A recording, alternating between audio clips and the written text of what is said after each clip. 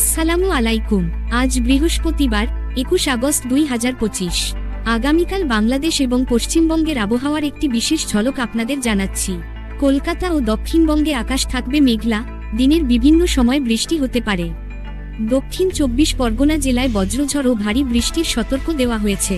ঢাকায় সকাল থেকে হালকা বৃষ্টি হলেও বিকেল ও সন্ধ্যায় বৃষ্টির সম্ভাবনা আরও বাড়বে। আকাশ থাকবে ঘন মেঘে ঢাকা।